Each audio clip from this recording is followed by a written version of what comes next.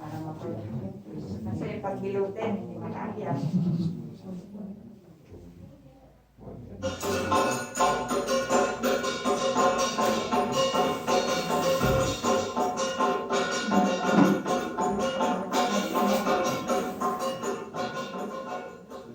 Mount Pulag is the second highest peak in the Philippines.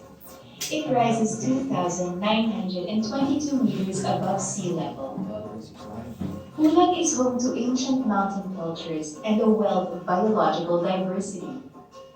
Nestled in the foothills are the towns and villages of the Ibaloy, the Kalamuya, the Tagaw, and the Kankanaey peoples of the Cordilleras.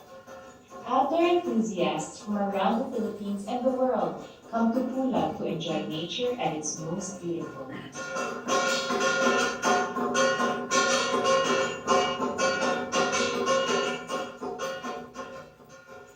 Visitors to Pulag most commonly enter through Ambangeg in Bacol, or the Atiki Trail in Kabayan. For the avid hiker, there are longer and more challenging approaches to the mountain, through Tawangan, Ambangyo and Balite, or Timog. Mount Pulag's secluded and fragile lakes are its best-kept secret. These lakes, such as Bulalakaw, can be visited only by special arrangement through the Visitor Center in Ambangeg. Visitors are enjoined to explore Pulag in ways that are attuned to the culture of this place.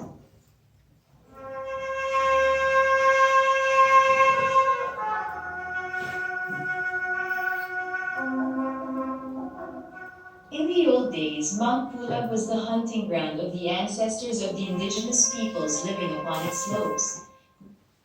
The forests provided food, medicine, firewood, and materials for shelter and clothing. To this day, Mount Pulag is believed to be the resting place of the souls of their ancestors and home to many unseen beings. Daytoy istorya ititanggap ti Pulag nga This is a story about Mount Pulag. Sometimes they say people that go there could disappear or fall ill. Was some saying? It is important for you to know so you will not get sick during your climb, and so our village here will not suffer. If anything wrong is done on Mount Pulag, it will bring misfortune and disgrace upon our village and our people. When we urinate or do anything up there, we need to ask permission from the Anitos, the spirits of our ancestors, so they will not be disturbed. Because if we disturb them, they will cause a storm, or strong winds, or thick fog. You could get lost there.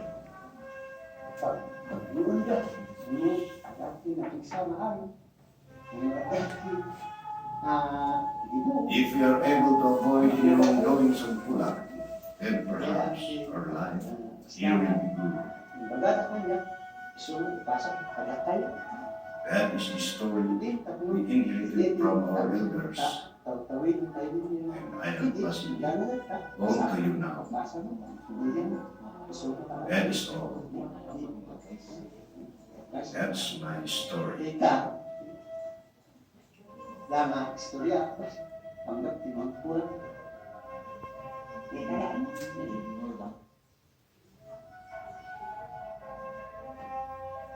Pulag boasts pine forests, mossy oak forests, and dwarf bamboo grasslands, the habitats of unique species of flora and fauna.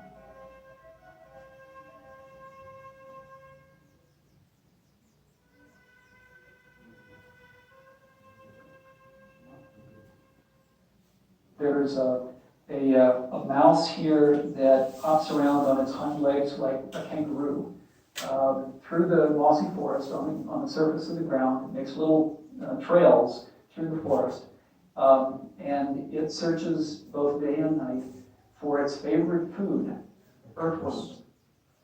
When they find an earthworm, they grab it at one end with the teeth and take one of the front paws and chuck all the dirt off the outside of the earthworm and swallow it like a long stick of spaghetti.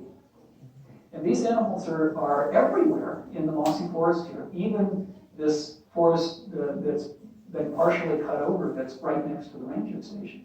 So as people hike through from here going up to the peak, they're walking right by the places where these animals live, and they might get lucky and actually be able to see them.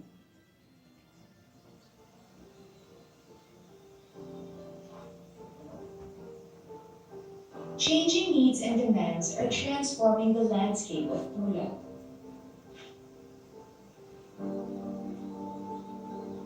Pulag's watershed supplies the irrigation, hydroelectric, and daily water needs of communities and lowland cities far beyond the boundaries of the national park.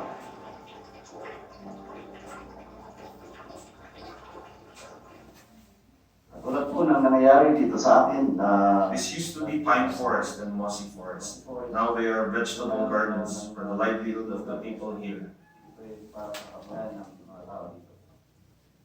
dami-dami ng bisita na makikita sa Pulag. Because of the large numbers of visitors to Pulag, there is more garbage on the trail, in the mossy forest and the grasslands. Instead of just one trail on the grasslands, there are 3 or more. Nagiging tatlo na dahil sa kaawat sa mga grasslands.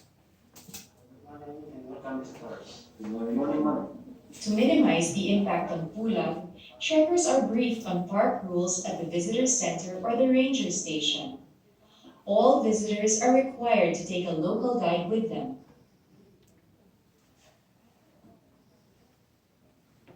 Ang trabaho po ng guide ay We guides are here to watch over our environment tulungan din and give assistance to visitors. kung may nahirapan o may nangangailangan ng tulong ng mga guides.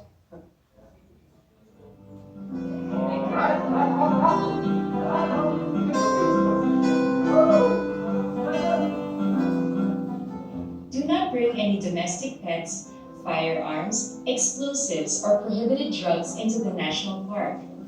Instead, bring a smile to the faces of the people you meet and leave no trace of your time on the mountain.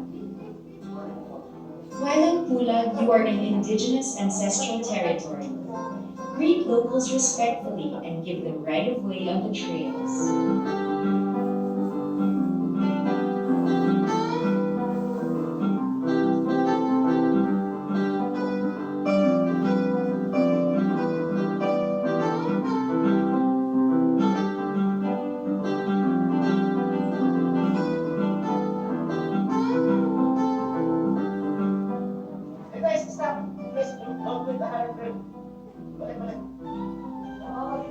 Walk in single file on narrow trails. Minimize the spread of impact by staying on established trails. This helps to prevent the erosion of soil and the trampling of fragile vegetation.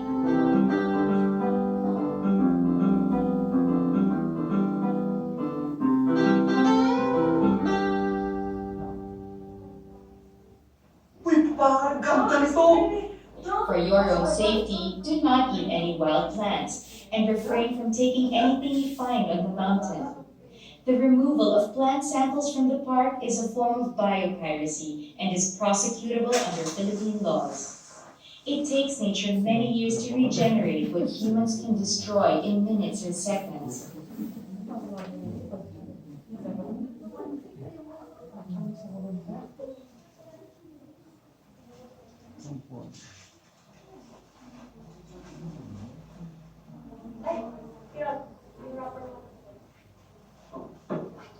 Take all personal and group garbage with you.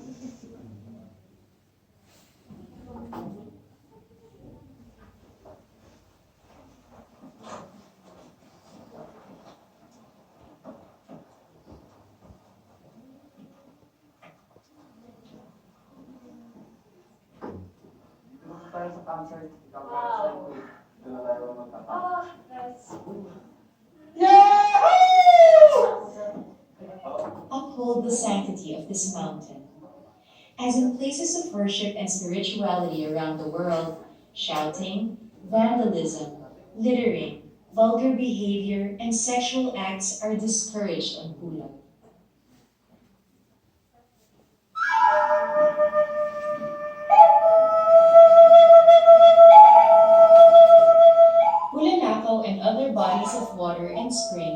a delicate part of the ecology of Pulag.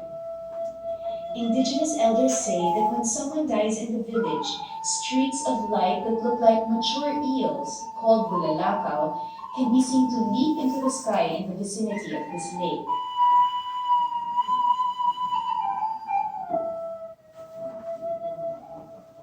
Oh, this fire was made too close to the water.